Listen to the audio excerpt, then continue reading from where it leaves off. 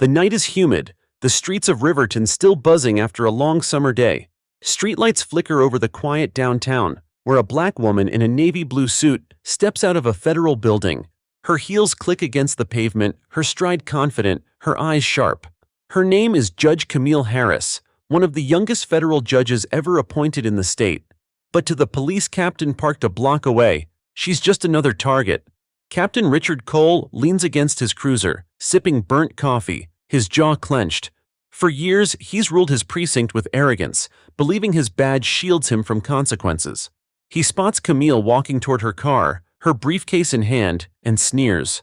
"Another one who thinks she runs the city," he mutters under his breath. He pushes off the cruiser, swaggering into her path. Camille notices him instantly, her instincts sharp.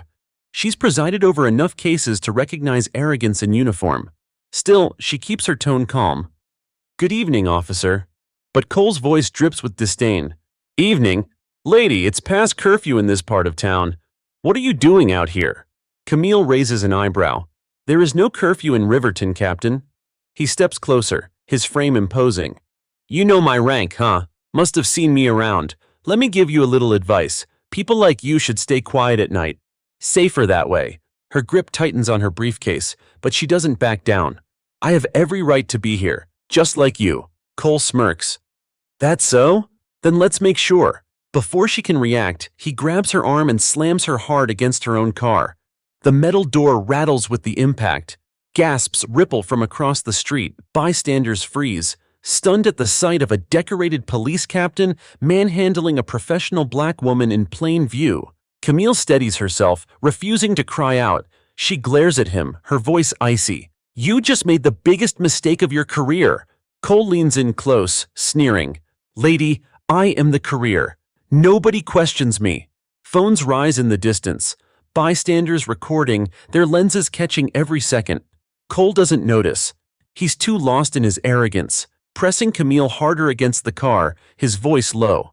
"One call from me and you'll disappear into paperwork for years." Camille breathes steadily, refusing to show fear. "And one word from me will put you in a cell." Cole laughs, dismissive. "What word? Nobody listens to you." But then his radio crackles. A voice urgent, "Captain Cole, HQ just confirmed. Judge Camille Harris left the courthouse 10 minutes ago. If she's walking near you, keep your distance. She's federal." Cole freezes. His hand loosens on her arm. His face drains of color as the words echo in his ear. "Judge Camille Harris, federal judge." He stumbles back, eyes wide, realizing too late who he's assaulted. The bystanders' phones continue recording, catching his panic, his shame. Camille turns slowly, her blouse rumpled, her dignity intact. She squares her shoulders, looking him dead in the eye. "You thought I was invisible. Now the whole country will see you." Cole's lips part, but no words come. The crowd whispers louder, cameras flashing. One voice calls out, "That's a federal judge!" Another shouts, "You're finished, Captain." Camille adjusts her jacket, her voice calm but lethal. "Captain Cole, I'll see you in court, not as an officer of the law, but as a defendant." The crowd erupts, their voices rising into chants. Cole stands frozen, his badge suddenly nothing more than a piece of tarnished metal. And as Camille Harris steps into her car, the video's already uploading across the internet, one truth becomes clear.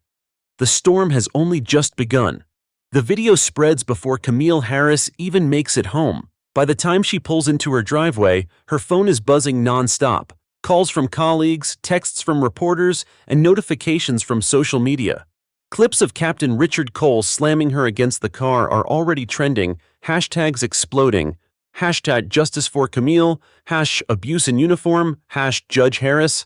Inside her home, Camille sets her briefcase on the counter and exhales. She's no stranger to tension, but this feels different. This isn't a case file, this isn't testimony, this is her, caught in the crosshairs of arrogance. Her younger brother Marcus rushes in from the living room, eyes wide. "Camille, I just saw the video. That was you, wasn't it?" She nods calmly. "Yes, it was." He shakes his head in disbelief. "He had no idea who you were?" Camille straightens her jacket. Arrogance never asks who you are, it assumes. Meanwhile, across town, Captain Cole storms into his precinct. His face is red, his movements sharp. Officers glance nervously, whispering, already aware of what's happened. Cole slams his fist on a desk. Delete those videos. Call the reporters. This doesn't go anywhere. A younger officer clears his throat timidly. Sir, it's already everywhere. News outlets picked it up. They're saying you assaulted a federal judge. Cole's eyes blaze. Do you have any idea who I am? I run this precinct. But for the first time, the room doesn't echo his authority. It echoes silence. By morning, the city is on fire with outrage. News anchors replay the footage on loop. Camille Harris, federal judge, shoved against her car by Captain Richard Cole. The clip is dissected frame by frame. Commentators call it the clearest example yet of unchecked abuse of power. Outside the courthouse, protesters gather with signs. Respect our judges. End abuse in uniform. Justice for Camille. Inside her chambers, Camille prepares for a long day. She knows she'll face cameras, questions, and scrutiny. Leonard, her longtime clerk, steps in with a worried look. Judge Harris, the press is waiting outside. Do you want me to make a statement on your behalf? Camille shakes her head firmly. No, this is my voice, Leonard, and I intend to use it. She steps outside to a wall of microphones, cameras flashing, reporters shouting. She raises her hand, silencing the chaos. Her voice is steady, carrying over the crowd. Last night I was assaulted by Captain Richard Cole. He did not know who I was. To him I was just another black woman on the street. That is the point. Dignity is not earned by titles. It is owed to every person, every time, no matter what uniform you wear. The crowd erupts in applause. Reporters fire questions, but Camille continues. This case will not be handled quietly. It will be handled in court, under the same laws that protect every citizen. Captain Cole believed his badge made him untouchable. We will prove that no one stands above justice. Her words ripple across the country. News channels replay her statement, activists amplify it, protesters chant it. Dignity is not earned by titles, it is owed to everyone. Across town, Cole watches from his office, his face pale. His lawyer urges him to stay quiet, but his pride won't allow it. He calls a press conference of his own, standing stiffly at a podium. This is being blown out of proportion, he insists. I was enforcing the law. She resisted. I had no idea who she was. This is all a misunderstanding. But his words ring hollow. Reporters press him. Captain Cole, why did you say people like you should stay quiet at night? What did you mean by that? Cole stammers, sweat beading on his forehead. It was taken out of context. The clip of his fumbling spreads instantly, fueling more outrage. By evening, protests swell outside his precinct. Crowds chant, "Resign, Cole, resign!" Officers form barricades, but even they look uneasy. At home, Camille sits with Marcus, the television flickering. He glances at her.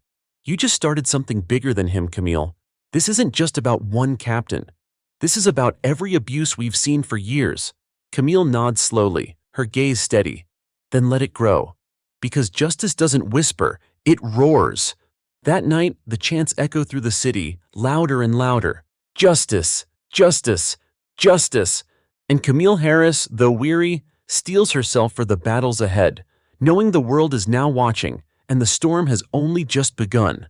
By the third day, Riverton feels like the center of the nation.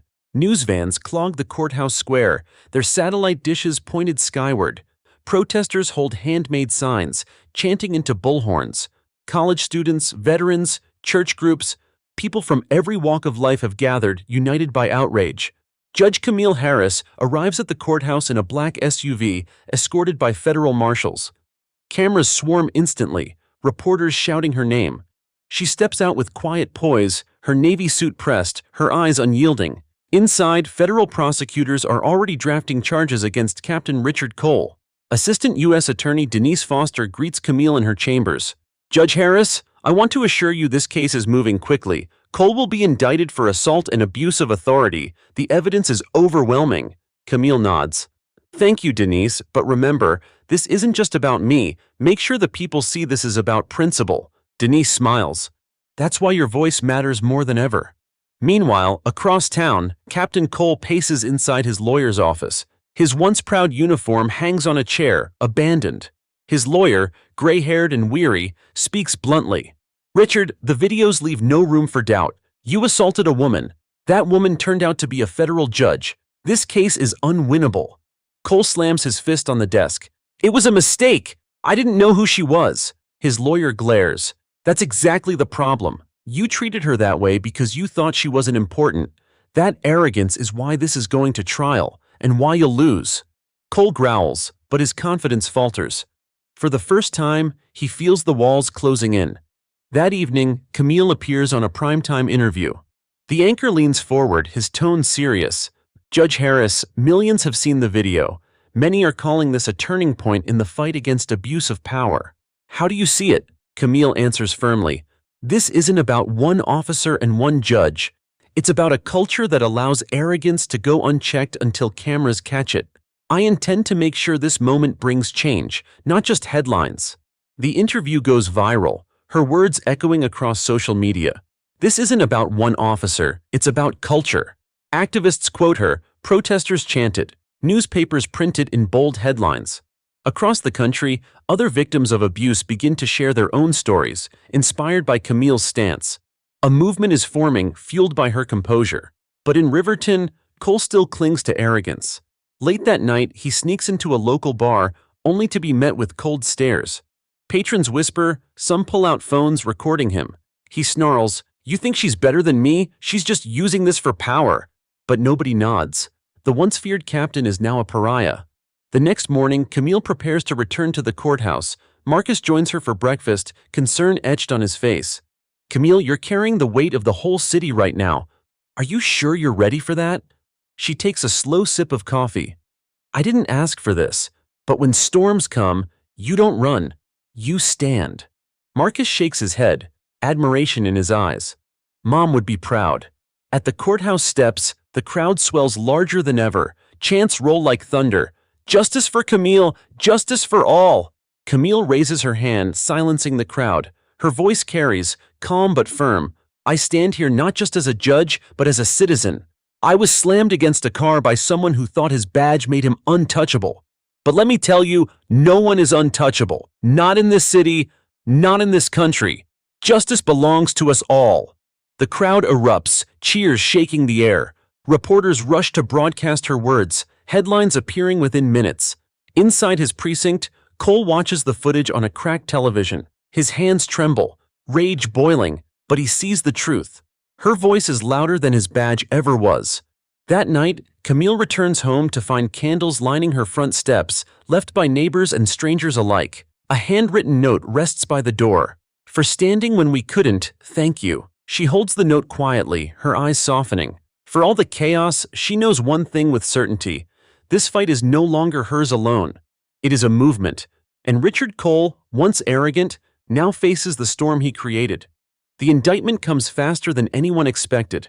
By sunrise on Monday, news alerts flash across every phone in Riverton. Captain Richard Cole charged with assaulting federal judge. Judge Camille Harris reads the headline from her chambers, her expression steady. Leonard, her clerk, looks up from a stack of briefs. The U.S. attorney is moving with unusual speed. They want this case to set an example. Camille nods. Good. Justice delayed is justice denied, and this city has been denied too long. Outside the courthouse, the crowd doubles in size. Protesters chant with bullhorns, families carry signs, and camera crews stream live coverage. A college student hoists a banner that reads, "No badge above the law." Across town, Captain Cole sits at his kitchen table, the blinds drawn, the room heavy with silence. His lawyer places a thick envelope on the table. "Richard, you're facing federal charges. The videos are damning. You need to consider a plea deal." Cole scoffs, slamming his fist against the wood. "A plea? That would mean admitting she beat me." His lawyer corrects him, weary. "Admitting you beat her, which you did, and the whole country saw it." Cole's arrogance doesn't crack, but doubt seeps in. For the first time in decades, his badge feels like nothing more than a scrap of metal. Meanwhile, Camille receives visitors in her chambers. A group of community leaders thank her for standing strong. Reverend Wallace, a longtime civil rights activist, clasps her hand. "Judge Harris, what you endured shined a light on the darkness we've felt for years. You gave us courage to demand more." Camille bows her head slightly. "I didn't give you courage, Reverend. You always had it. I just showed you the storm could be faced." Later that day, Camille holds a press briefing on the courthouse steps. Microphones crowd in, cameras flash. Her voice cuts through the noise with precision. This case is not about titles. It is not about me as a judge. It is about accountability. Captain Cole believed his rank placed him above respect. He was wrong. Justice will show him and everyone watching that dignity is not optional. It is a right. Her words ignite the crowd. Chants roll louder. Justice! Justice! Justice! That night, cable news broadcasts split screens. Camille Harris, composed and steady, contrasted with Richard Cole, red-faced and fuming as he storms past reporters. Pundits analyze every frame, some calling him the face of arrogance, others branding her the new voice of accountability. Inside his precinct, Cole feels the walls closing in. Younger officers avoid his gaze. Whispers follow him down every hallway. One finally mutters under his breath, "Should have treated her with respect." Cole snaps, spinning around. "Say that again!" But the officer doesn't repeat himself. Silence lingers, heavier than any words. Back at her home, Camille sits with her brother Marcus, the television flickering. Marcus shakes his head. "I never thought I'd see the day where a police captain is actually facing real charges. Camille, you changed the game." Camille places a hand on his shoulder. "I didn't change it alone. The people did. Their voices made this impossible to ignore." Her phone buzzes, an alert. A rally has been scheduled for tomorrow, organized by community leaders and civil rights groups. They want her to attend. Marcus frowns. It could be risky. Crowds, cameras, Cole's supporters. It won't be easy. Camille stares out the window at the glowing city. Justice isn't supposed to be easy. It's supposed to be right. The next day she arrives at the rally. Thousands fill the square, candles glowing in the dusk. When Camille steps onto the stage, the chants erupt, rolling like thunder. "Camille! Camille! Camille!" She raises her hand, silencing the noise. "I am not here as a symbol. I am here as a person, one of many who have been told to stay quiet, to stay small. But last week, I was slammed against a car by arrogance in uniform. And today I tell you this, we are not small, we are not silent, we are justice." The crowd roars, voices shaking the night sky. Across town, Cole watches from his darkened living room, his fists trembling. The glow of the screen burns his eyes as he mutters, "She's turning them against me. She thinks she's untouchable, but storms pass, and when they do, she'll fall." Back at the rally, Camille lifts her chin, her voice steady over the chants. "This case will not end with me. It will not end with him. It will continue until every person in every city knows that respect is not a privilege, it is a promise." The chants rise again, candles lifted high, the city alive with hope. And Camille Harris, though weary, steels herself for the storm still brewing. She knows Cole's arrogance hasn't died, it's only cornered. But she also knows something else. The people are louder than his pride. And this time, the storm is on her side. The rally echoes through the night, chants of justice for all, rolling across Riverton's streets. Judge Camille Harris leaves the stage with candles still glowing behind her. For a brief moment, she allows herself to breathe. But she knows, the fight is only intensifying. The following morning, newspapers explode with headlines. Federal judge leads call for accountability. Captain Cole indicted. A movement grows in Riverton. Inside her chambers, Camille pores over legal briefs. Leonard enters with a stack of documents, his expression grim. "Judge Harris, I just came from the U.S. Attorney's Office. Cole's lawyers are planning to argue this was all a misunderstanding, that he mistook you for a suspect, that it wasn't racially motivated." Camille shakes her head slowly. "They can spin words all they like. The video doesn't lie." Leonard nods. "And the people won't forget." Meanwhile, in a quiet conference room across town, Cole sits with his legal team. His once commanding posture now looks brittle, but his arrogance still clings. His lead attorney speaks firmly. "Richard, your only chance is to plead out. The evidence is overwhelming." Cole slams his hand on the table. "I won't plead guilty, not to her, not to anyone. I'm Captain Cole. I've run this city for 20 years. His lawyer leans forward, tired of the bravado. "And now you're the villain of it. The jury won't care about your years. They'll care about that video." Cole glares, but he can feel his grip slipping. For the first time, the shield of his badge feels paper thin. Back at the courthouse, Camille is asked to give a statement to federal investigators. She recounts the night with precision, her tone calm. "He told me people like you should stay quiet at night. That wasn't enforcement. That was arrogance. That was contempt. The investigator nods, scribbling notes. Judge Harris, you realize your testimony alone carries weight, but combined with the video and witnesses, it's damning. Camille's voice sharpens. Good. Because arrogance has thrived in shadows too long, it's time it stands in the light. News of her testimony spreads quickly. Crowds swell outside the courthouse again, carrying signs with her words. Arrogance thrives in shadows. Justice shines in the light. That evening, Camille returns home to find Marcus waiting on the porch, scrolling on his phone. Camille, did you see this? He shows her a clip, news commentators debating whether she's becoming too political as a federal judge. Some claim she should have stayed silent. Camille exhales slowly. When silence protects arrogance, speaking isn't political, it's necessary.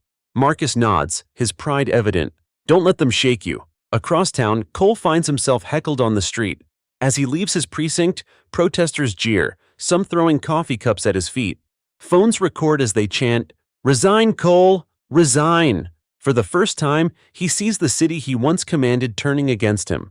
That night, cable news splits the screen again. Camille Harris standing with calm dignity on one side, Richard Cole red-faced and defensive on the other. Commentators declare the case a reckoning. Inside her home, Camille sits by the window, the city lights twinkling outside. Maya calls, her voice gentle but firm. Camille, you've become more than a judge. You're a symbol now. That comes with danger. Be careful. Camille gazes at her reflection in the glass. Symbols aren't meant to be safe, Maya. They're meant to stand. The next morning, federal marshals escort her to court as Cole makes his first appearance before a judge.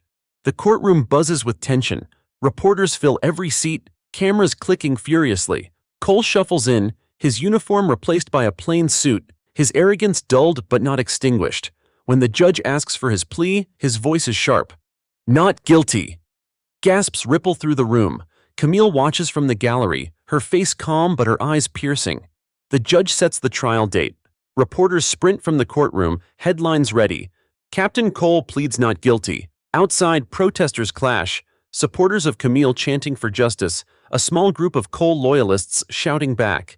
Police form lines to keep the peace, but the tension is thick. Later that day, Camille addresses the press again. This trial is not about guilt or innocence alone. It is about accountability. We will show that no badge places a man above the law.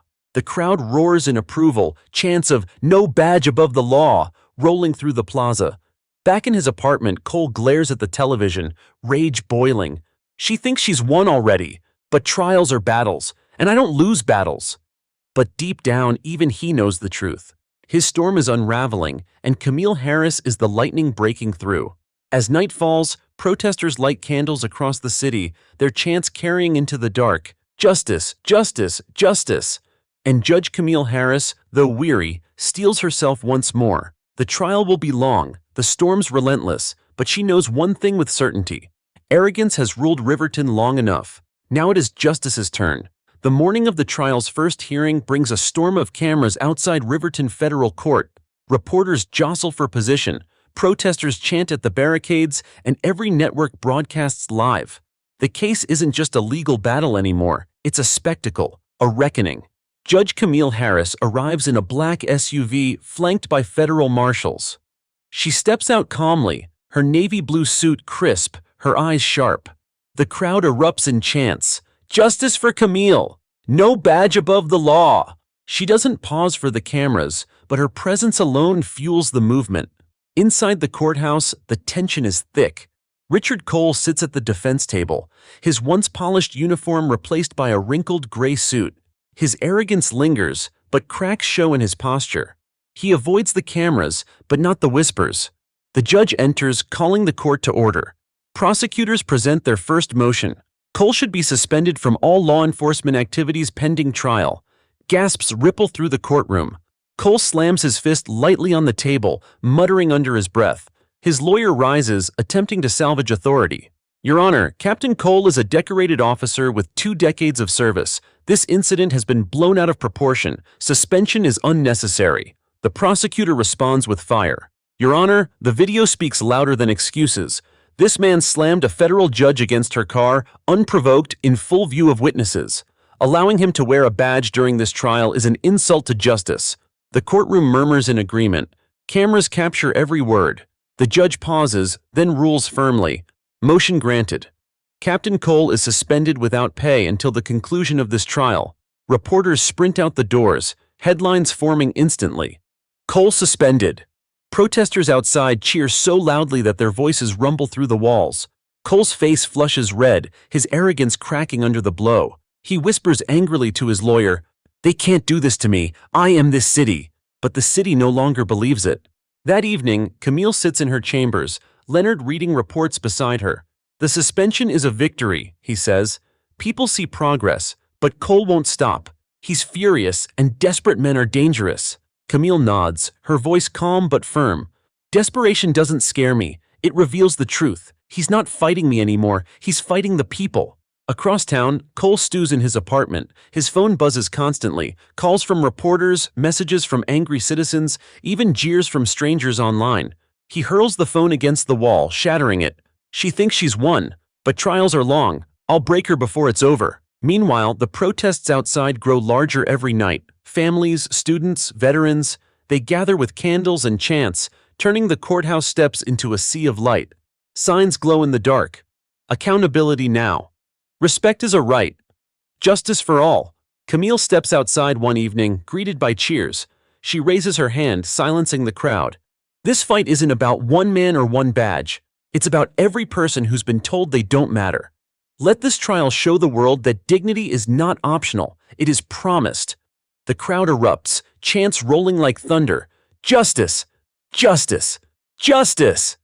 Cable news plays the clip on loop, commentators calling her the calm in the storm. But Cole's defense strategy grows darker. Behind closed doors, his lawyer urges restraint, but Cole snaps. "We don't fight fair, we smear her. We make her look biased, political, unfit to be a judge. If I go down, I drag her with me."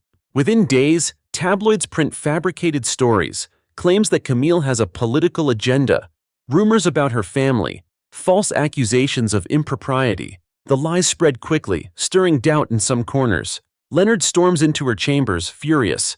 "They're trying to smear you. It's baseless, but it's loud." Camille exhales slowly. "Then we answer louder. Schedule a press conference." The next morning, she steps before a wall of cameras, her posture unshaken. "They say I have an agenda. They're right. My agenda is justice. They say I want power. They're wrong. I want accountability. They say I should stay quiet. But silence is the shield of arrogance, and I will not be silent." Her words strike like lightning. The smear campaign falters under the weight of her clarity. Hashtags flip overnight. Hashtag her agenda is justice trends nationwide. Across town, Cole watches from his dark apartment, rage twisting his features. "She turns everything against me, but storms don't last forever. She'll break." Back at her home, Camille sits with Marcus. He looks at her, pride shining in his eyes. "Camille, you've become the voice people needed, but don't forget, you're still my sister. Take care of yourself too." She smiles faintly. "I will, but not until this storm is done." That night, candles glow brighter outside the courthouse. Chants echo louder, filling the city streets. "Justice! Justice! Justice!" And Judge Camille Harris, though weary, steels herself once more. The trial has only begun, but she knows one truth with certainty. Arrogance can smear, can shout, can twist. But justice stands taller. The first week of the trial becomes a national spectacle. Every morning, cameras line the courthouse steps, reporters broadcasting live as if Riverton were the center of the world. Protesters pack the plaza with chants that roll like thunder. "Justice for Camille! Justice for all!" Judge Camille Harris walks through the courthouse doors each day with unshakable calm, escorted by federal marshals. She doesn't answer shouted questions, but her silence speaks volumes. The people read it as strength. The media frames it as poise. Inside, the trial begins to unfold. Federal prosecutors present the video to the jury. Captain Richard Cole, hand gripping Camille's arm, slamming her against the car, sneering words caught clearly on audio. Gasps ripple through the courtroom. The prosecutor's voice cuts through the tension. "This is not enforcement. This is not protection. This is arrogance in uniform." Across the aisle, Cole shifts uncomfortably. His lawyer rises, voice sharp. Ladies and gentlemen, what you see is a misunderstanding. My client believed he was dealing with a suspicious individual. He had no idea this was Judge Harris. His actions, though regrettable, were not malicious. Murmurs spread through the room, but the video speaks louder than words. That evening, the footage is replayed across every network. Analysts dissect it frame by frame, commentators arguing heatedly, but the public sees what it sees: a federal judge treated like she was invisible. Back at her home, Camille sits with her brother Marcus, the television glowing. He shakes his head. They can spin it all they want, but no one believes him. You can see the arrogance in his face. Camille nods quietly. Arrogance always shows. That's why it falls. Meanwhile, Cole retreats to his apartment, blinds drawn. He slams the remote on the floor after watching another segment tearing him apart. His lawyer urges him to stay quiet, but Cole mutters, "If I go down, I'm taking her with me." By the second day, prosecutors call eyewitnesses to the stand. A college student who filmed the incident testifies, her voice trembling. "He slammed her so hard the car shook. I couldn't believe it. That's why I pulled out my phone." Cole's lawyer tries to discredit her, but the jury watches the video alongside her words. The impact is undeniable. Outside the courthouse, the protests swell larger. Candles line the steps at night, chants echoing into the darkness. No badge above the law. On the third day, Camille herself is called to testify. The courtroom hushes as she takes the stand, her posture composed, her voice steady. "Judge Harris," the prosecutor begins, "can you describe what Captain Cole said to you that night?" Camille answers without hesitation. "He told me, 'People like you should stay quiet at night.' That wasn't law enforcement, that was contempt, that was arrogance." Gasps ripple through the room. Cole shifts in his seat, his face tight. The prosecutor nods. "And how did you respond?" Camille looks directly at the jury. "I told him he'd made the biggest mistake of his career, because justice doesn't bend to arrogance. Not for me, not for anyone." Applause breaks from the gallery until the judge bangs the gavel for order. The moment is captured on camera, spreading instantly across the internet. That night, news anchors call her testimony the turning point. Clips trend worldwide. #surge, had justice with Camille, #stand for dignity. But in the shadows, Cole fumes. His allies gather, whispering strategies. One mutters, "Every time she speaks, she grows stronger. We can't win like this." Cole snarls, his voice low. "Then we smear her harder. If the court won't break her, we will in the streets." Soon after, tabloids publish fabricated stories, painting Camille as biased, claiming she has political motives. Online trolls swarm, spreading lies at lightning speed. Leonard storms into Camille's chambers, waving a tablet. "They're at it again. Lies everywhere. They're trying to drown you." Camille remains calm, folding her hands. "Then we stand louder. Schedule a press conference." The next morning, she faces cameras outside the courthouse. Her voice is clear, steady, unshakable. "They say I am biased. They say I have an agenda. They're right. My agenda is justice. My bias is for dignity, and I will never apologize for standing where arrogance falls." The crowd erupts in cheers, chants thundering, "Justice! Justice! Justice!" The clip spreads faster than the lies, flipping the narrative once again. That evening, Camille returns home to find candles lining her porch, left by neighbors and strangers. A note rests on the top step. "For standing when we couldn't. Thank you." She holds the note quietly, whispering to herself, "This isn't about me. It never was." Across town, Cole sits in darkness, his pride crumbling. The storm he created is now a hurricane tearing him apart. Yet still he mutters defiantly, "Storms pass, she can't stand forever." But Camille Harris knows better. Because justice doesn't tire. It endures. The trial grinds on, day after day, the courtroom filled with tension. Every seat is taken. Reporters, activists, ordinary citizens eager to witness history. Outside, the courthouse plaza looks like a permanent protest site. Tents line the sidewalks, candles burn at night, and chants echo through the city, "Justice for Camille, no badge above the law." Inside, prosecutors bring forward more witnesses. An elderly man who saw the assault testifies, his voice trembling. "I've lived in Riverton all my life. I've seen officers abuse power before, but never like this. He slammed her like she was nothing. But she stood tall. She didn't back down." The jury listens closely, their expressions grim. Every word cuts deeper into Richard Cole's defense. Cole sits at the defense table, his jaw clenched, his suit wrinkled. His arrogance hasn't vanished, but the edges have frayed. He scribbles notes angrily, whispering to his lawyer. "They're stacking the deck. This is a witch hunt." His lawyer doesn't respond. Even he knows the evidence is overwhelming. By midday, the prosecutor plays the video again. The moment Cole sneers, "People like you should stay quiet at night." The words echo in the silent courtroom. The jury shifts uncomfortably, and Cole lowers his gaze. Outside, the crowd erupts when they hear the news. Protesters chant louder, their voices rattling the courthouse windows. That evening, Camille sits in her chambers with Leonard. He leans against the desk, exhaustion etched on his face. "Every day you stand there, you prove more than any evidence could. But Camille, this is wearing you down. I can see it." Camille rubs her temples, but her voice is firm.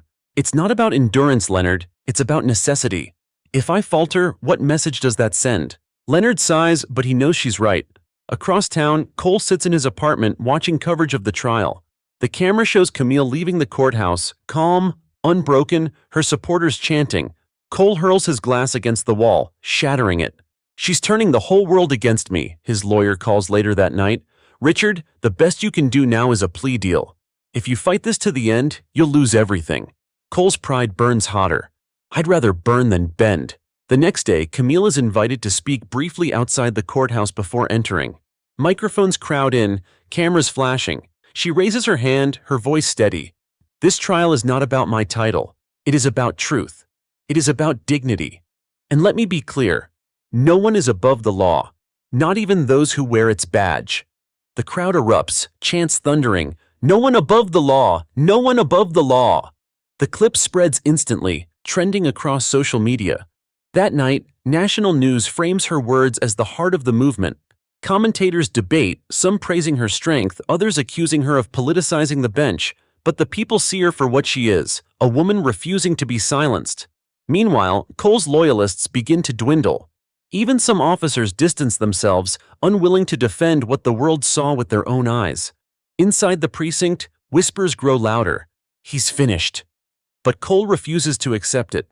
He meets with a small circle of supporters in secret. His voice is sharp, desperate. She thinks she's untouchable, but storms pass, they always do, and when they do, she'll be standing alone. Back at her home, Camille receives a call from Maya. "Camille, I saw your speech. You were brilliant. But please, promise me you'll protect yourself. He's desperate. Desperate men are dangerous." Camille gazes out the window at the city lights. "I promise, Maya, but storms don't scare me. They remind me why I stand." The next morning, the trial resumes. The prosecution rests its case, the evidence heavy as stone. Cole's lawyer rises for the defense, calling character witnesses. A retired officer testifies, "Richard Cole served this city for 20 years. He made mistakes, but he's no monster." But the jury doesn't seem swayed. The images of the assault still burn fresh in their minds. When Cole himself takes the stand, the courtroom falls silent. He leans into the microphone, his voice sharp. "I didn't know she was a judge. If I had, none of this would have happened." The prosecutor rises instantly. "So your defense is that it was acceptable because you thought she was just another woman?" Cole stammers, realizing too late what he's admitted. Gasps ripple through the courtroom. The prosecutor's voice rings out. "Ladies and gentlemen, that is arrogance laid bare. That is why we are here." The gallery erupts in whispers. Reporters scribble furiously. That night, the city pulses with energy. Crowds flood the streets, chanting louder than ever. "Justice! Justice! Justice!" And Judge Camille Harris, though weary, steels herself again. She knows the end is near, but she also knows one truth. This trial isn't just about Richard Cole. It's about proving arrogance can fall, and justice will rise. The city of Riverton wakes restless. Every radio, every television, every street corner is buzzing with the same question. What will happen to Captain Richard Cole? The trial has reached its most critical point. After days of testimony, cross-examinations, and viral headlines, the jury is expected to deliberate soon. Inside her chambers, Judge Camille Harris prepares herself with quiet resolve. She adjusts her suit jacket, places her notes neatly in a folder, and looks in the mirror. She whispers softly to her reflection, "This isn't about me, it's about everyone." Leonard enters, his expression tense. Camille, the prosecution nailed him yesterday. That admission, saying he wouldn't have done it if he'd known you were a judge, that's the nail in his coffin. Camille nods, though her eyes stay steady. It exposed what we all know. Arrogance doesn't care until it's forced to. But juries can be unpredictable. We can't celebrate yet. Meanwhile, across town, Cole sits hunched in his lawyer's office. His suit looks more rumpled than ever, his eyes bloodshot. His lawyer pleads with him. Richard, you need to show remorse. The jury doesn't believe you. If you double down on arrogance, you'll lose. Cole sneers, his pride still smoldering. If I apologize, I admit I'm less than her. I'll never do it. His lawyer leans back, defeated. Then you're already finished. Back at the courthouse, crowds swell larger than ever. Protesters chant into bullhorns, families wave signs, reporters jostle for interviews. The plaza is a sea of noise. Justice! Justice! Justice! Inside the courtroom, the prosecution gives its closing argument. The attorney's voice is sharp, unwavering. Ladies and gentlemen, this case is not about a mistake. It is about arrogance in uniform. Captain Richard Cole did not treat Judge Harris with respect because he didn't know who she was, and that is exactly the problem. Respect is not earned by titles. It is owed to everyone. If you let this man walk free, you are telling every officer in the city that dignity is optional. But if you hold him accountable, you are telling the world that no badge stands above the law. The words hang in the air, heavy and undeniable. The defense rises, voice strained. My client is a decorated officer. He served Riverton for 20 years. Yes, he acted harshly, but it was a misunderstanding, not malice. Don't let one mistake erase a lifetime of service. But the words ring hollow. The video, the testimony, the arrogance, all of it outweighs excuses. The jury is dismissed to deliberate. The city holds its breath. Outside, chants echo into the night. Protesters light candles, the courthouse steps glowing like a field of stars. Marcus stands among them, holding a sign that reads, Justice for All.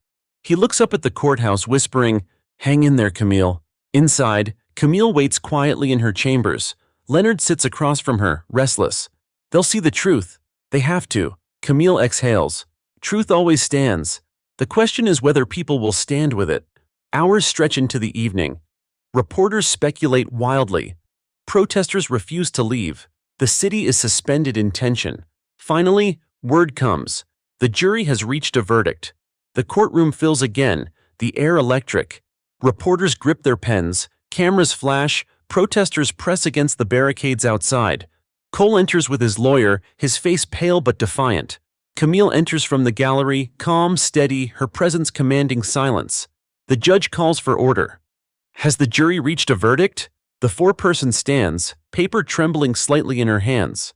We have, Your Honor. The courtroom is silent enough to hear a pin drop. Reporters lean forward. Cole grips the table.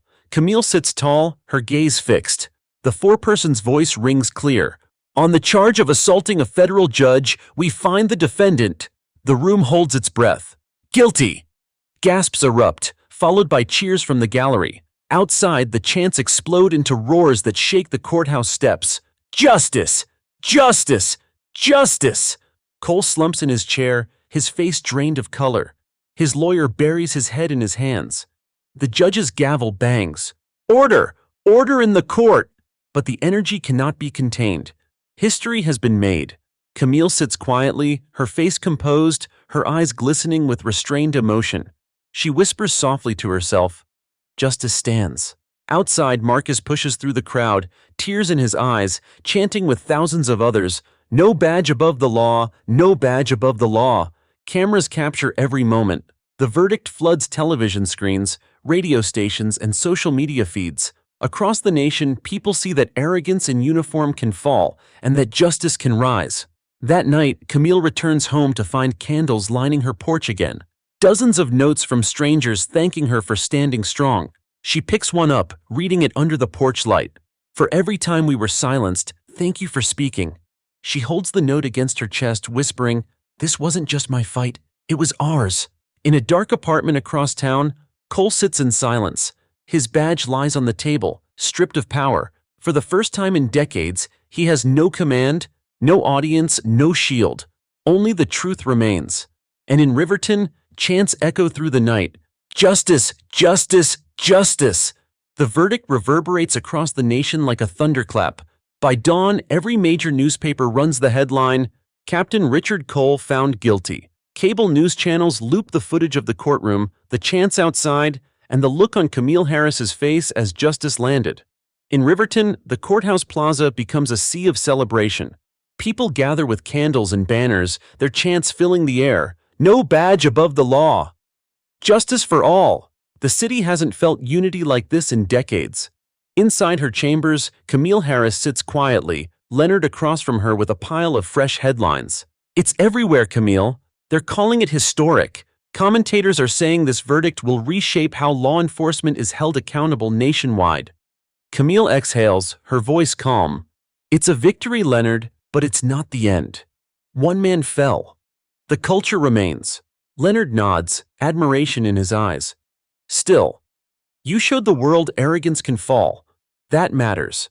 Across town, Richard Cole sits alone in his dim apartment, stripped of his badge, awaiting sentencing. His television blares the coverage, but he barely listens. The cheers from outside seep into his walls like poison. His pride, once unshakable, feels hollow. He whispers to himself, "They'll forget me. They'll move on." But deep down, he knows they won't. By afternoon, Camille is asked to address the public once more. A podium is set on the courthouse steps, cameras flashing as she approaches. The crowd quiets, eager for her words. She speaks with the same steady tone that has carried her through every storm. This verdict is not mine alone. It belongs to every person who has ever been silenced, ignored, or humiliated. It belongs to the citizens who demand accountability.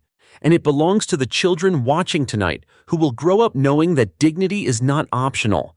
It is a right. Applause erupts, chants swelling until her voice is nearly drowned out.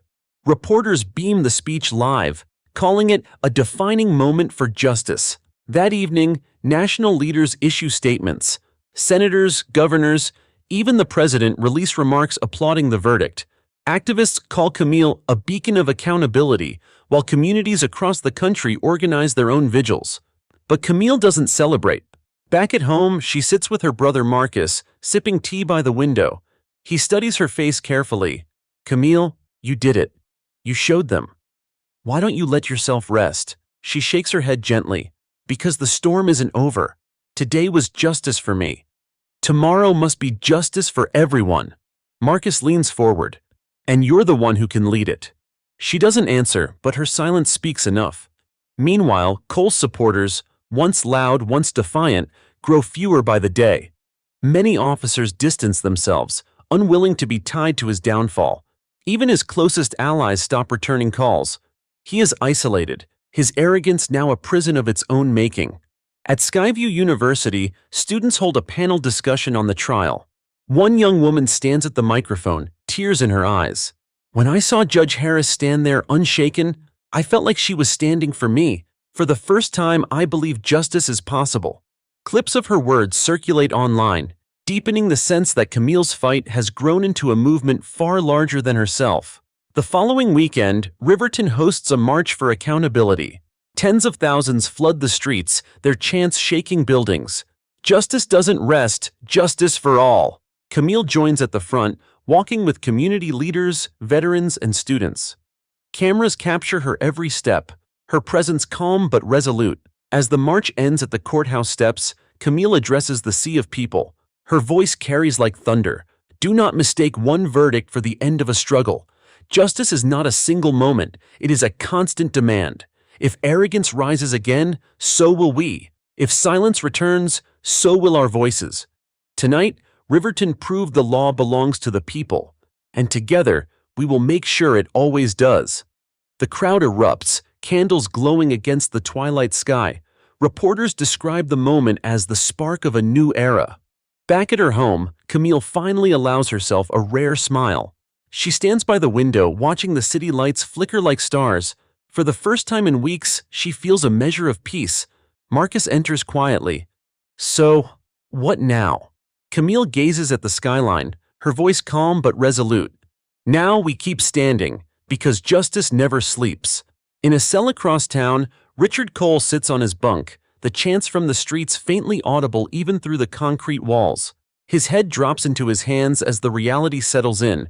He is no longer feared, no longer respected. He is the example. And in Riverton, the chants echo into the night, rolling like thunder across the city. Justice! Justice! Justice! For Judge Camille Harris, the storm has not ended. But tonight, she knows the truth. Arrogance has fallen, and justice has risen.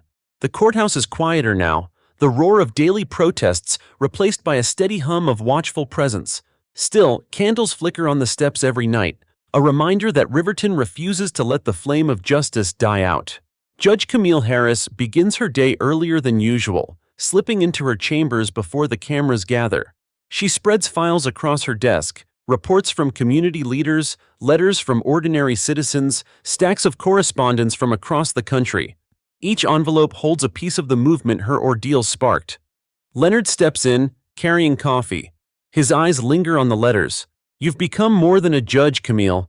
People are writing from New York, Atlanta, even Los Angeles. They see you as their voice. Camille takes a letter from the top of the pile, unfolding it carefully. A teenager's handwriting scrawls across the page. When I saw you stand against that captain, I realized I don't have to stay quiet anymore. Thank you. She places the letter gently on the desk. This is the real verdict, Leonard. Not guilty or guilty, this. Meanwhile, Richard Cole sits alone in a holding facility awaiting sentencing. His lawyer visits, carrying a thin file. Richard, the best you can hope for is leniency. Show remorse. Apologize publicly. It might reduce your sentence. Cole's jaw tightens. Apologize? To her? To the city that betrayed me? The lawyer sighs. The city didn't betray you. You betrayed it. Cole doesn't respond. He stares at the concrete wall, the sound of chants faintly echoing outside. His arrogance, once a shield, now feels like a weight crushing his chest. Across Riverton, Camille attends a town hall meeting. The auditorium is packed. Students, activists, families, veterans. She listens patiently as people share stories of humiliation and disrespect at the hands of authority. A young man with shaking hands stands up. Judge Harris, what you went through, I've lived it too, except nobody recorded mine. Nobody cared. Camille's voice is steady as she replies, they care now, because you're not invisible anymore. None of us are. Applause ripples through the room, chants beginning again. Justice for all! Justice for all! News outlets capture the town hall, framing it as a second wave of the movement. Commentators debate whether Camille is simply a judge or something greater, a leader shaping the national conversation. At home, Marcus scrolls through endless coverage, shaking his head in amazement. Camille, do you see what you've started? This isn't just Riverton anymore. This is spreading everywhere. Camille sits quietly, sipping tea. It's not me, Marcus. It's the truth. I just refuse to stay silent. The following day, national leaders call for broader reforms, federal oversight of police departments, stricter accountability measures. Camille is invited to testify before Congress. Leonard hands her the letter. They want you in Washington. They want your voice on record. Camille studies the invitation. This storm is bigger than I thought. Meanwhile, Cole rages in his cell. Guards ignore him as he shouts about conspiracies, claiming Camille manipulated the system. But deep down, he knows the truth. His arrogance destroyed him, and the woman he tried to silence became the voice of a nation. When Camille travels to Washington, cameras swarm. Senators greet her with handshakes, journalists flood the halls, activists chant her name outside the Capitol. She sits before the committee, her posture calm, her voice firm. I am not here for myself. I am here for every citizen who has been humiliated, silenced, or ignored by those meant to protect them. Dignity is not a privilege, it is a promise. And if we are to remain a nation of laws, then accountability must extend to those who enforce them. The chamber erupts in applause. Clips of her testimony flood television screens, trending worldwide. That night, in Riverton, protesters gather around giant screens to watch her words live. Marcus stands among them, pride shining in his eyes. That's my sister, he whispers to a stranger. That's our voice. Back in Washington, Camille walks out of the Capitol into flashing cameras. A reporter shouts, Judge Harris, do you think this movement can last? Camille pauses, meeting the cameras directly. Movements don't last because of leaders. They last because of people, and the people have decided justice will stand. Across the country, chants echo in cities big and small. Justice, justice, justice. And in a dark cell, Richard Cole finally lowers his head. For the first time, he whispers words he's never spoken. I was wrong. But by then, the movement has already moved beyond him. Because arrogance falls, and justice rises. Washington buzzes with Camille Harris's testimony. Every major network replays her words, quoting the line that has already become a rallying cry. Dignity is not a privilege, it is a promise. Students chanted on campuses, protesters write it on banners, and late-night hosts highlight it in monologues. But while the country cheers, Camille knows the storm hasn't cleared. She sits in her D.C. hotel room, the Capitol dome glowing faintly in the night. Leonard paces across the carpet, his phone buzzing nonstop. Camille, you realize what you've done? Congressional leaders are drafting reform bills because of your testimony. Accountability panels, stricter oversight, transparency laws, it's happening. Camille sips her tea, her voice steady. Then the turbulence was worth it. But reform on paper isn't enough. Culture must change. Meanwhile, back in Riverton, Richard Cole waits in his cell for sentencing. His arrogance has dimmed, but it flickers still. He tells a guard, "They'll regret making me the villain. When I'm gone, the city will fall apart." The guard doesn't respond. He's heard the chants outside every night. He knows the city isn't falling, it's rising. Back in Washington, Camille is invited to a live primetime interview. The host leans forward, eyes sharp. "Judge Harris, some critics say you're stepping beyond your role as a judge. They claim you've become an activist. How do you respond?" Camille meets the camera directly. "If standing for accountability makes me an activist, then so be it. But I am not here for politics. I am here for people, and I will never apologize for demanding justice." The clip spreads instantly. Supporters call it the answer of the year. Hashtags trend again. Her agenda is justice, but the backlash grows too. Opinion pieces accuse her of bias, of threatening the neutrality of the bench. Anonymous online trolls flood social media with smears. Leonard slams his laptop shut one evening. "Camille, they're relentless. They're trying to tear you down." She remains calm, setting her teacup down. Let them try. The louder they shout, the clearer the truth becomes. In Riverton, Marcus joins nightly vigils outside the courthouse. The plaza glows with candles, the chants echoing into the dark. "No badge above the law. Justice for all." He watches the crowds and whispers to himself, "She's not just my sister anymore, she's their voice now." The sentencing day arrives. Reporters swarm the federal courthouse as Richard Cole is led in, shackles rattling faintly. The once feared captain looks smaller now, his arrogance stripped bare. Inside, the judge addresses the packed courtroom. Richard Cole abused his authority, assaulted a federal judge, and attempted to undermine the very foundation of justice. "This court cannot and will not tolerate such arrogance. You are hereby sentenced to 12 years in federal prison." Gasps echo, followed by applause from the gallery. Outside, the chants explode into roars. "Justice! Justice! Justice!" Cole's face pales. He mutters under his breath, 12 years for a mistake? But deep down, he knows it wasn't a mistake. It was his pride, and it cost him everything. News networks break the story within minutes. Captain Cole sentenced to 12 years. Commentators call it a landmark ruling, a signal that arrogance in uniform will face consequences at last. That night, Camille addresses the crowd gathered outside the courthouse. Her voice carries over thousands of chanting voices. This sentence is not just about one man. It is a message. It says no one is above the law, not even those sworn to enforce it. But let us not forget, justice is not one verdict, not one sentence. It is a constant demand. And we must demand it together. The crowd erupts, candles lifted high, chants rolling like thunder. In Washington, lawmakers cite her testimony and the verdict as momentum for passing sweeping accountability reforms. Commentators call it the Harris effect. Back home, Camille sits on her porch with Marcus. The city glows with candlelight in the distance, chants faintly audible even here. Marcus leans back, exhaling. "You did it, Camille. You turned a nightmare into a movement." She gazes at the skyline, her voice quiet but firm. "I didn't do it alone. The people did.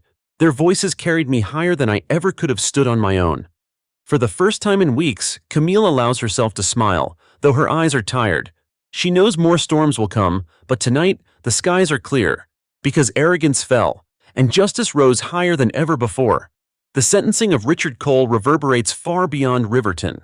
Across the country, headlines describe it as a watershed moment. Editorials praise the verdict, calling it proof that the law can reach even those who once believed themselves untouchable. But for Judge Camille Harris, the storm doesn't fade. If anything, it grows. She returns to Riverton from Washington to find her courthouse steps still glowing with nightly vigils. Crowds chant her name, wave signs, and hold candles. Some bring their children, lifting them onto their shoulders so they can see the woman who stood tall when arrogance struck. Inside her chambers, Leonard brings in another stack of letters. "Camille, these came in today. From Chicago, Houston, even London. People are seeing you as more than a judge, they're calling you a symbol." Camille exhales, placing one letter gently aside. "Symbols are fragile, Leonard. I'm still a person, and people break." Leonard studies her face, noticing the tired lines around her eyes. "Then let me carry some of the weight." But Camille shakes her head softly. "This isn't my weight alone, it's ours, and every chant outside reminds me of that." Meanwhile, Richard Cole begins life behind bars. His arrogance lingers, but the walls of prison shrink him quickly. In the cafeteria, other inmates jeer. "Captain Cole, where's that badge now?" He clenches his fists but says nothing. The authority he once flaunted has evaporated, leaving him exposed, just another man facing consequences. National networks keep pressing Camille for interviews. One evening, she reluctantly agrees to appear on a primetime special. The host asks pointedly, "Judge Harris, do you see yourself as part of a larger civil rights movement?" Her voice is steady. "I don't see myself as the center of anything. I see myself as part of a chorus demanding that dignity never be negotiable. If my voice is louder now, it is only because others lifted it." The clip spreads instantly, her humility fueling even more admiration. Hashtags trend again. Chorus for justice, dignity is a promise. But backlash simmers too. Certain pundits accuse her of overstepping, claiming judges should remain silent. Others insist her rise is a media creation. At home, Marcus throws down the newspaper in frustration. "They can't stand seeing you shine. They'll tear you apart if they can." Camille places a calming hand on his arm. "Let them try. Shadows always gather when the light shines, but the light endures." In Riverton, the movement grows more organized. Community leaders form coalitions, activists hold workshops, and students rally across campuses. The courthouse plaza becomes a hub not just for protest, but for planning. Camille occasionally walks among them, offering quiet encouragement, though she avoids making herself the center. One night, she slips into the crowd without her robe, just a simple coat. A young girl recognizes her and runs up, holding a candle. "Judge Harris, can I walk with you?" Camille smiles softly. Of course. They walk together through the sea of light, chants echoing, "Justice doesn't rest." News cameras capture the moment, framing it as the heart of the movement. Meanwhile, in prison, Cole watches the coverage on a small television in the common room. The sight of Camille walking with the people burns him. He mutters under his breath, "She's not justice. She's just luck. Storms pass, she'll fall." But even he knows the chants outside are louder than his bitterness. The next day, Camille is invited to deliver a lecture at Riverton University. The auditorium is packed with students, professors, and community members. She speaks with quiet conviction. "Some say I've become a symbol, but symbols only matter if they spark action. Don't look at me and see a finished fight. Look at me and see a beginning. The real measure of justice isn't in verdicts or sentences. It's in whether dignity is defended every single day." The audience rises in a standing ovation, chants breaking out once more. "Justice for all! Justice for all!" Backstage, Marcus embraces her. "Camille, you've done more than anyone could have imagined. But please, don't forget you're human too." She nods, her eyes tired but steady. "I know, but humans can still carry storms." That night, Riverton's skyline glows with candlelight again, the chants carrying into the dark. Camille stands by her window, listening. She whispers softly, "This is bigger than me. This is the people." And in a prison cell across town, Richard Cole stares at the same skyline, the muffled chants reaching his ears. For the first time, he doesn't sneer.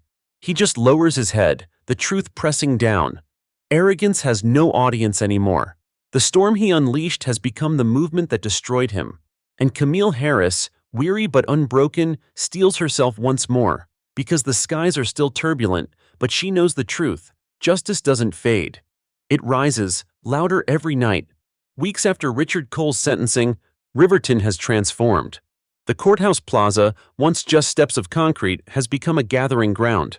People come nightly with candles, guitars, and drums. Families sit together, students bring signs, veterans salute. The chants haven't stopped. If anything, they've grown louder. Justice for all, no badge above the law.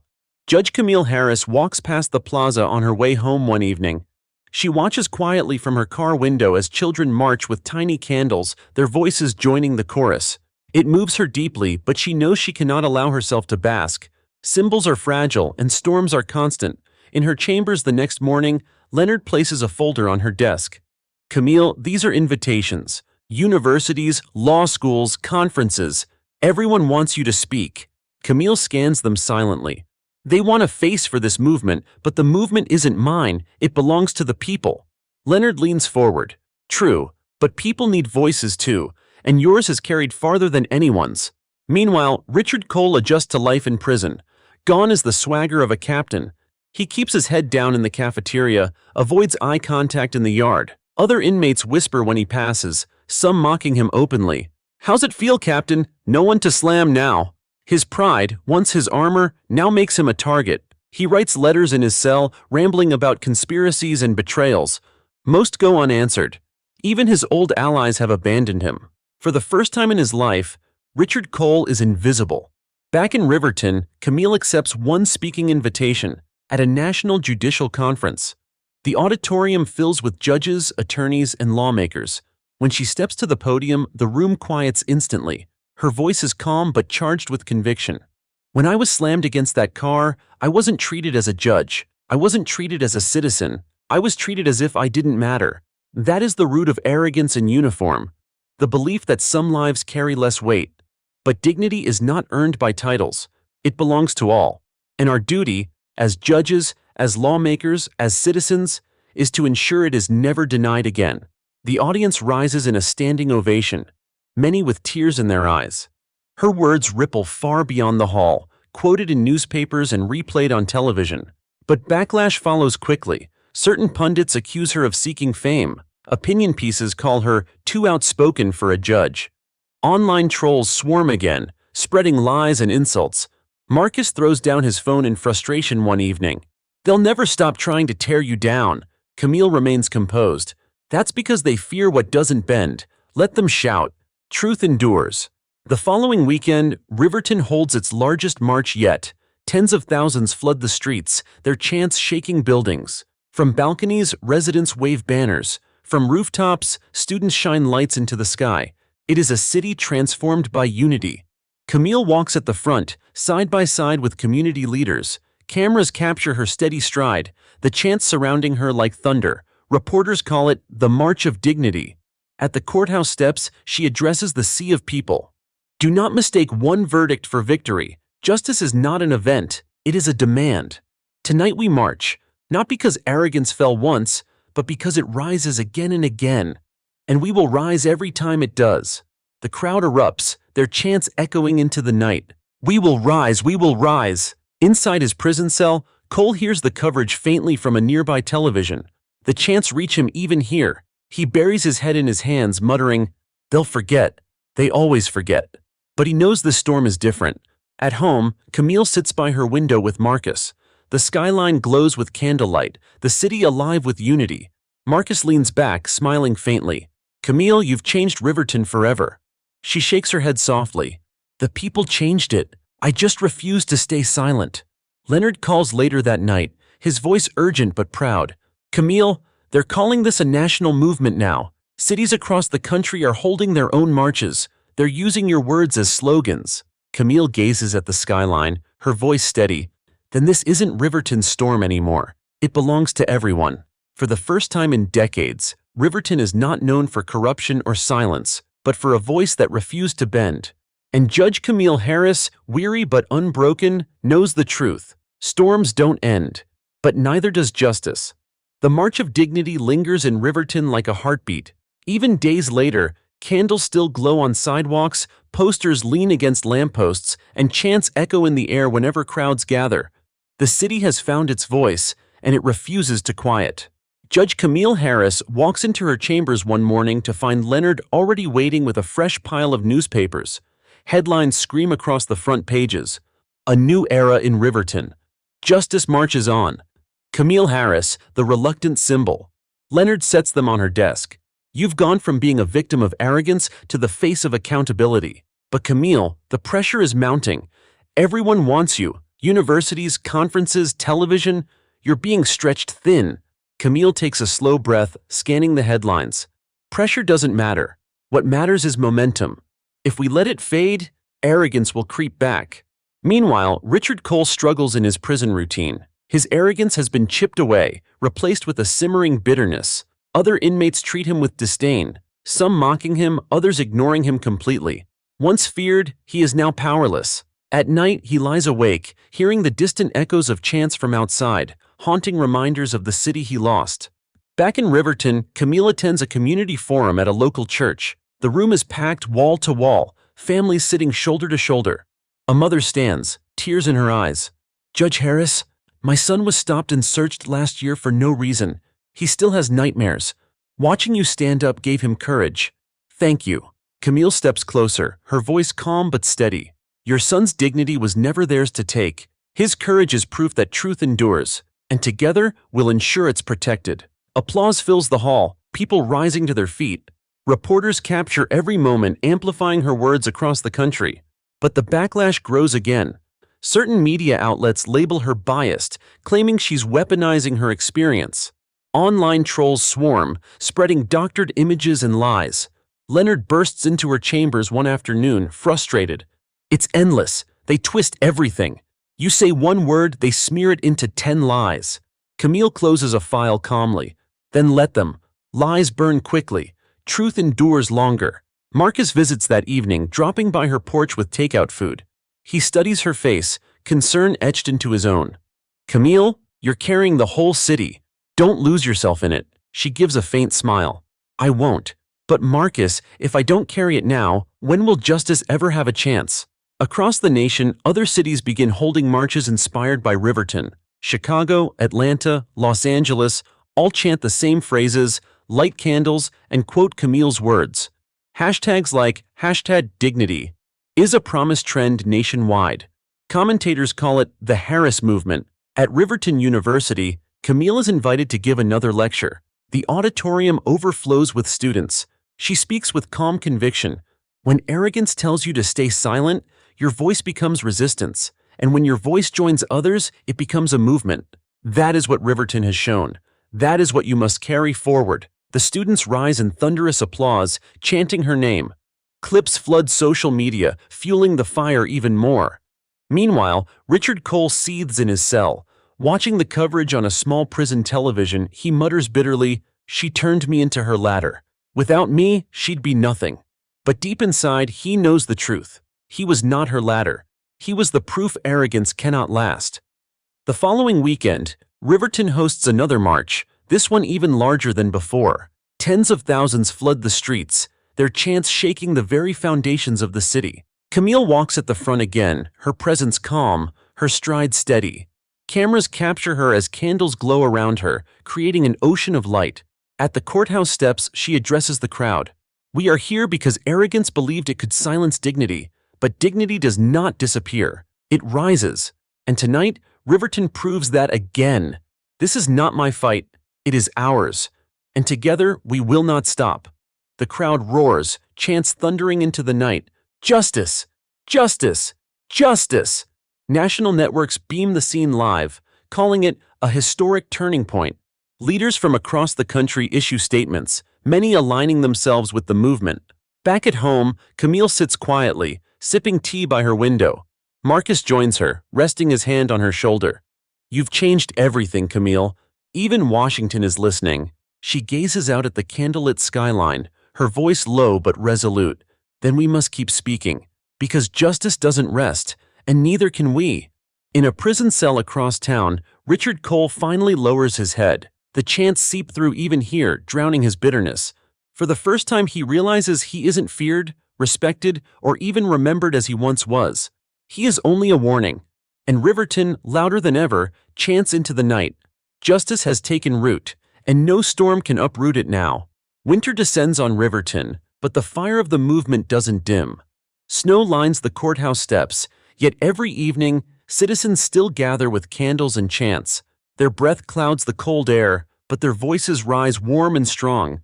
Justice for all, no badge above the law. Judge Camille Harris walks through the snow-covered plaza one evening, her scarf wrapped tight.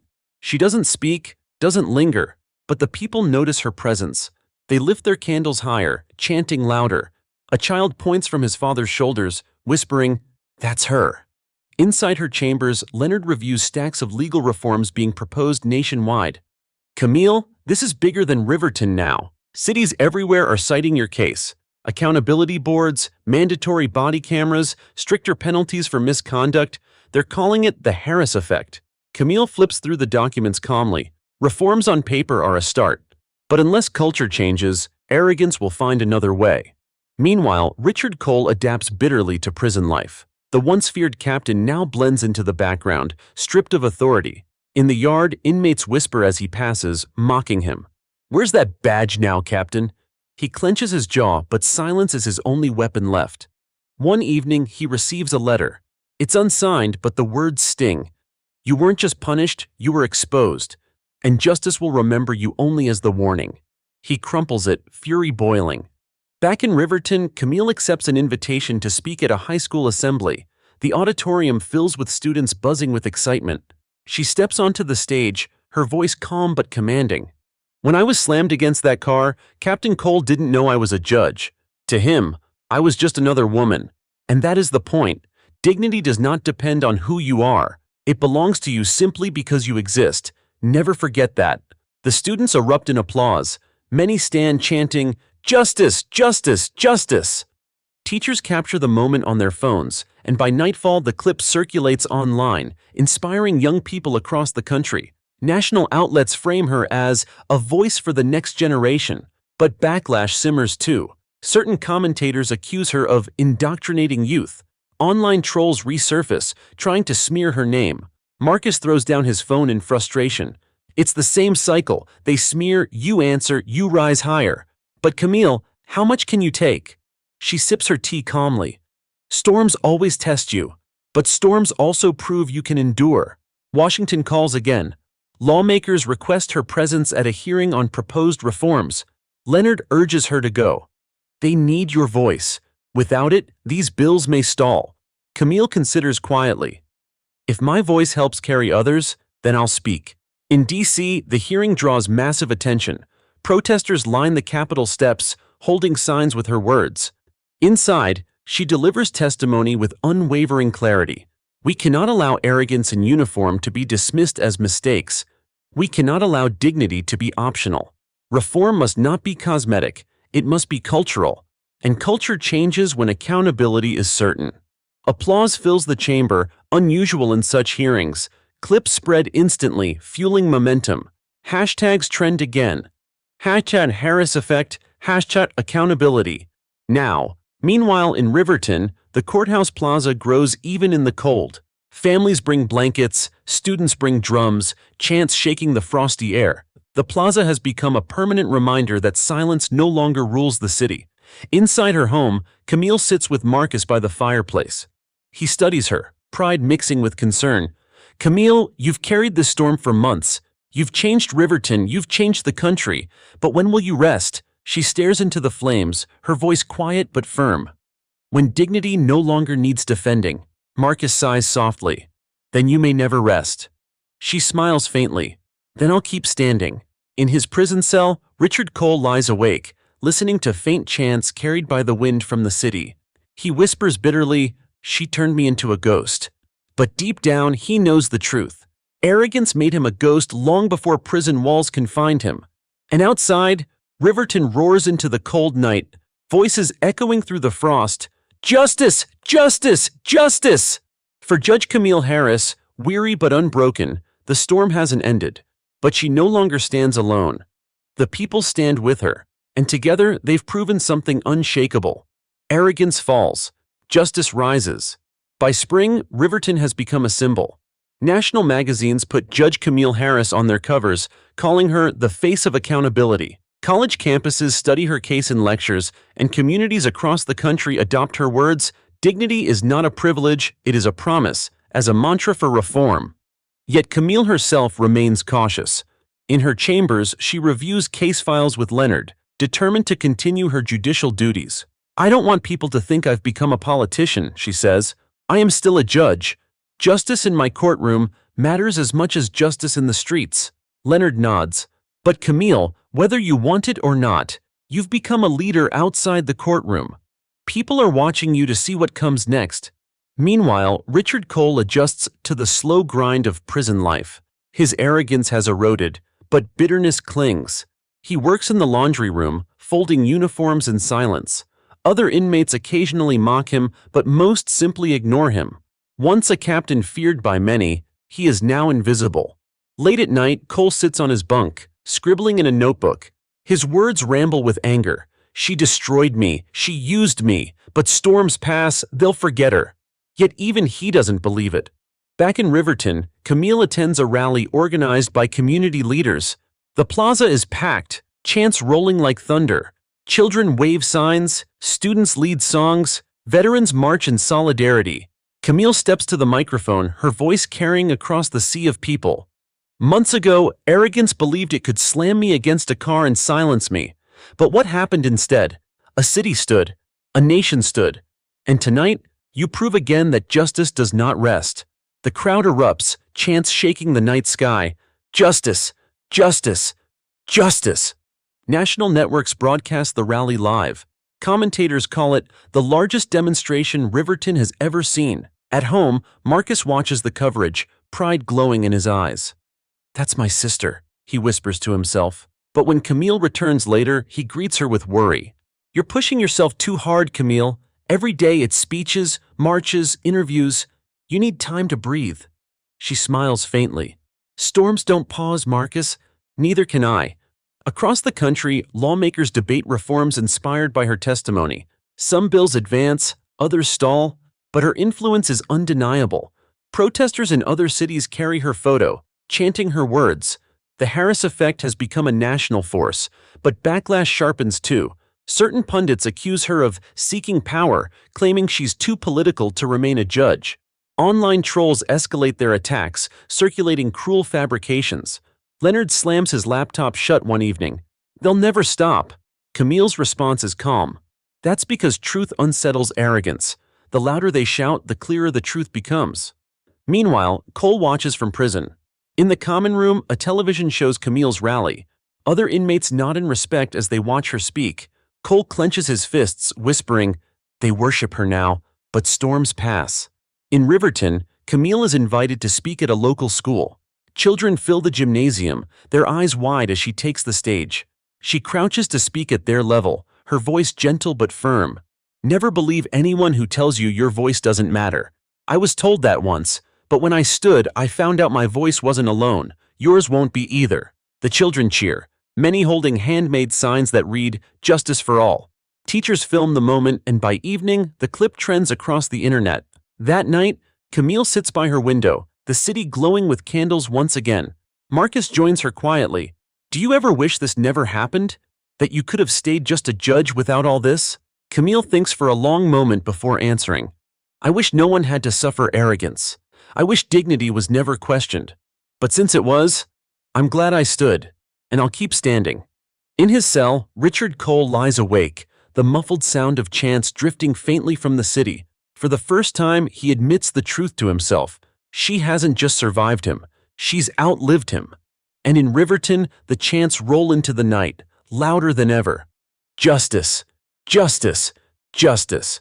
Judge Camille Harris, weary but resolute, knows more storms will come, but she also knows the truth. Arrogance can shout, smear, and strike. But justice doesn't bend. It endures. Spring turns into summer, and Riverton pulses with energy. The courthouse plaza has become a landmark of protest. Tourists visit just to witness the nightly vigils, candles glowing against the skyline. Chants still roll like thunder. "Justice for all! No badge above the law!" Judge Camille Harris sits in her chambers, reviewing stacks of letters. Some come from law students, others from ordinary citizens. One note in particular catches her eye. It's from a woman in another state. "I was humiliated by an officer years ago. Nobody believed me. Watching you stand gave me the courage to speak out. Thank you." Camille closes the letter gently, her eyes heavy with the weight of responsibility. Leonard notices her silence. "You've become more than a symbol, Camille. You're a lifeline for people who thought they'd never be heard." She exhales slowly. "Then I can't stop now." Meanwhile, Richard Cole languishes in prison.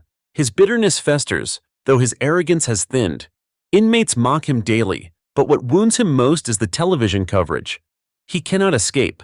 Every channel seems to show Camille, speaking at schools, testifying in Washington, leading marches.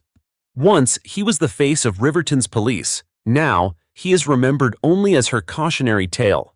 One evening, Cole receives a visit from a journalist seeking an interview. "Captain Cole," she begins, recorder ready, "do you feel remorse for what happened?" Cole leans back, sneering faintly. "Remorse? For what? She used me. She made herself famous at my expense." The journalist's eyes narrow. "Or maybe you exposed yourself." The interview airs and the public reacts with fury. Commentators tear apart his words. Protesters chant louder. Cole's name, once a badge of command, is now shorthand for arrogance. Back in Riverton, Camille attends a forum hosted by civil rights groups. The auditorium is overflowing, cameras flashing, chants echoing outside. When she takes the stage, the room falls silent. "Some say I've become too loud. Some say I should have stayed silent, stayed in my chambers, stayed invisible. But silence is the shield of arrogance, and I will never be silent again. Neither should you." The audience rises in thunderous applause, chanting her name. Clips spread online, sparking marches in other cities. Marcus watches coverage from the back of the auditorium, pride filling his eyes. Later that night, he tells her, "Camille, you're not just leading Riverton anymore. You're leading the whole country." She shakes her head softly. "I'm not leading. I'm reminding. People already knew their worth. They just needed to see it stand tall." Washington calls again. Lawmakers invite her to a national summit on law enforcement reform. Leonard insists she must go. "They're drafting sweeping changes, Camille. Your words can shape them." At the summit, Camille's speech is carried live on every major network. She speaks calmly, with the weight of lived truth. "When arrogance in uniform struck me, it wasn't just an assault on a person, it was an assault on dignity itself. But dignity cannot be silenced. Not mine, not yours. And if we are to build a nation worthy of its laws, then accountability must be more than a promise.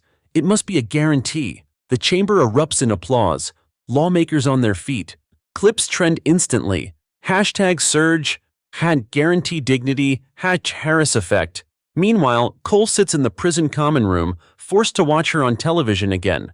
Other inmates clap at her words, nodding in respect. Cole clenches his fists, muttering, "They worship her." But storms pass. They always pass.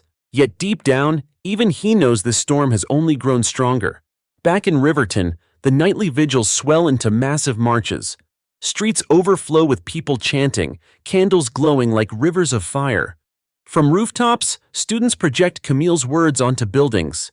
Silence is the shield of arrogance. One evening, Camille walks quietly among the crowd, unannounced. People notice, and a chant erupts. "Camille! Camille! Camille!" She lifts a candle, her voice carrying above the roar. "This is not my victory, it is ours." Every chant, every step, every candle proves that dignity will not bend. Arrogance has fallen, justice has risen, and together we will keep it standing. The roar shakes the city. Reporters beam the moment across the nation, calling it a declaration of endurance. Later that night, Camille sits on her porch with Marcus. He studies her face, tired but resolute. "Do you realize you've changed the meaning of Riverton? People don't see it as a city of corruption anymore. They see it as the city where justice stood." Camille gazes at the skyline glowing with candlelight. "Then Riverton has done what arrogance never could. It's proven that the people are stronger than fear." The chants echo through the night, carried on the summer wind. "Justice! Justice! Justice!" And in her quiet heart, Camille Harris steels herself once more. Because she knows storms will come again. But she also knows the truth. Justice does not fade. It endures. Summer in Riverton feels unlike any other. The courthouse steps are no longer just stone. They've become a living monument. Every night, people gather with candles, music, and chants. Visitors from other states travel just to witness the movement. Journalists describe the plaza as a second heartbeat for the city. Judge Camille Harris walks past the plaza often, usually in silence. She doesn't like to steal the spotlight, but her presence never goes unnoticed. The moment people see her, chants rise louder. "Camille! Camille! Justice for all!" Inside her chambers, Leonard sorts through letters stacked high. "Camille, listen to this one. It's from a veteran in Texas. He writes, 'I served my country, but when I came home, I was treated with contempt. Watching you fight reminded me that my dignity never left me.'" Camille takes the letter gently, her voice quiet. "These are the real verdicts, Leonard. Each one is proof that truth resonates beyond the courtroom." Meanwhile, Richard Cole languishes in prison. His arrogance, once a weapon, has turned into poison. Other inmates call him the fallen captain, mocking his downfall. He tries to ignore them, but each taunt cuts deeper. In the yard, he sits alone, staring at the fence, whispering to himself, "They'll forget her. Storms always fade." But every television broadcast reminds him otherwise. Camille's speeches, marches, and interviews dominate headlines. Even in prison, he cannot escape her voice. One evening, Camille attends a national conference streamed live. She addresses an auditorium filled with lawyers, activists, and lawmakers. Justice is not a single verdict. It is a constant demand. Arrogance rises again and again, but so must we. Let this movement be the reminder. Silence is no longer an option. The crowd erupts in applause, hashtags trending within minutes. #No silence, #justice is a demand. Back in Riverton, Marcus walks with Camille through the plaza after the conference. Families approach, thanking her, some in tears. A father holds his daughter's hand and says, "Judge Harris, my little girl wants to be like you when she grows up." Camille kneels, smiling softly at the girl. "Don't be like me, be stronger, because the world will need you." The father wipes his eyes, gratitude etched on his face. But backlash returns, as it always does. Certain pundits accuse her of seeking power. Online trolls flood social media with doctored images. Leonard storms into her chambers one morning furious. "It's endless, Camille. They'll twist anything just to break you." She responds calmly, her voice like steel. "Then let them twist. Truth doesn't bend." Across the country, other cities replicate Riverton's vigils. Chicago, Atlanta, Seattle, all hold candlelit marches. Some project Camille's words onto government buildings. The Harris effect is no longer local, it's national. In Washington, lawmakers finally passed the Accountability Reform Act, mandating stricter oversight for law enforcement nationwide. During the signing ceremony, Camille's name is invoked again and again. At home, Marcus watches the coverage, turning to Camille. "Do you realize what you've done? Your storm rewrote the law." Camille shakes her head softly. "The people rewrote it. I just refused to stay silent." Meanwhile, Cole receives the news in prison. Other inmates jeer, shouting, "Hey, Captain, even Congress listens to her now." He clenches his fists, rage burning. But deep down, he knows it's true.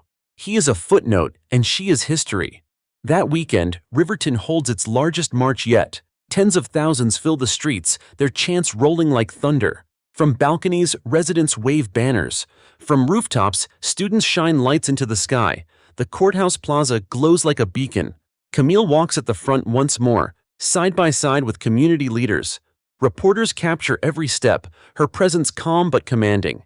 At the steps, she raises her hand and silence sweeps the crowd. This city was once silent under arrogance, but no longer. Riverton has proven that dignity rises when people stand together. This is not the end. This is the beginning, and as long as arrogance rises, so will we. The roar that follows shakes the night. Candles lift high, chants thunder. "We will rise! We will rise!" Later, back at home, Camille sits with Marcus by the window. The city glows below, alive with light and sound. Marcus studies her face. "Camille, you've carried this storm for nearly a year. Haven't you done enough?" She gazes out at the skyline, her voice quiet but resolute. "Justice doesn't ask if you've done enough. It asks if you'll keep standing, and I will." In his cell, Richard Cole lies awake, the chants faint but audible through the prison walls. He whispers bitterly, "They'll remember her forever, and me, only as the warning." And in Riverton, louder than ever, the people chant into the summer night, Justice, justice, justice. For Judge Camille Harris, weary but unbroken, the storm has not ended. But she no longer carries it alone. The people carry it with her. And together, they've proven one truth beyond doubt. Arrogance falls. Justice endures. Autumn settles over Riverton. Crisp air sweeping through the courthouse plaza. Leaves scatter across the stone steps, but the nightly vigils continue. Candles flicker against the chill. Chants still roll through the city. Justice for all. No badge above the law. Judge Camille Harris stands by her office window watching the crowd. Nearly a year has passed since that night when Captain Richard Cole slammed her against her car. What began as arrogance has become a movement. What began as humiliation has become history. Leonard enters, carrying a fresh stack of newspapers. Camille, look at this.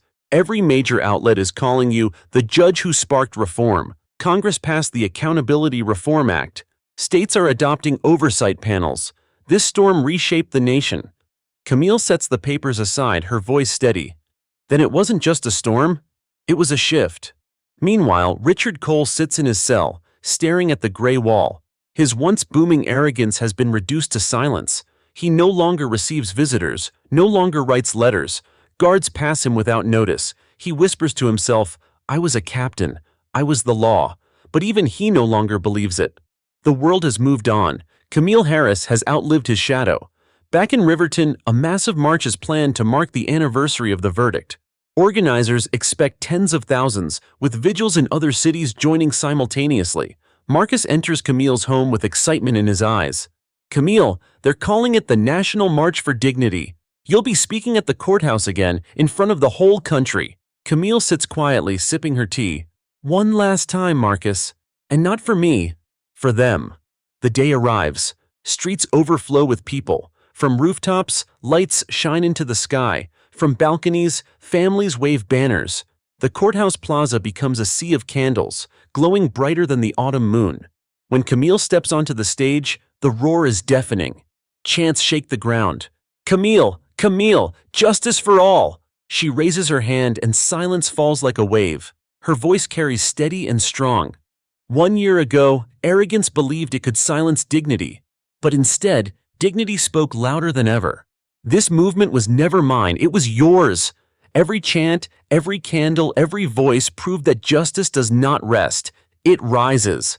Applause erupts, but Camille continues, her tone sharper. Do not think the work is done. Arrogance will rise again. In uniforms, in offices, in silence. But so will we. As long as injustice exists, justice must answer. And tonight, Riverton proves it always will.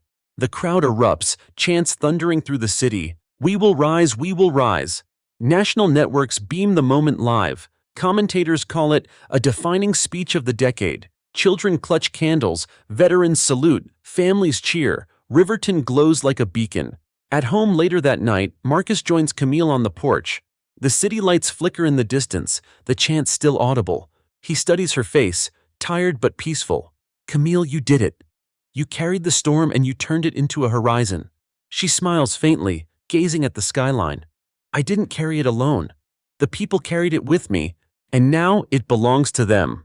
In a prison cell miles away, Richard Cole lies on his bunk, listening faintly to the chants carried on the autumn wind. His eyes close, and for the first time, he doesn't fight them. He just lets the sound wash over him, knowing he will be remembered only as the warning. Camille Harris, weary but unbroken, places her candle on the porch railing and whispers into the night, justice is not a verdict, it is a voice, and it will not be silenced. The chants echo through Riverton, louder than ever. Justice! Justice! Justice! The storm has passed, arrogance has fallen, and justice has risen, enduring, unshakable, eternal.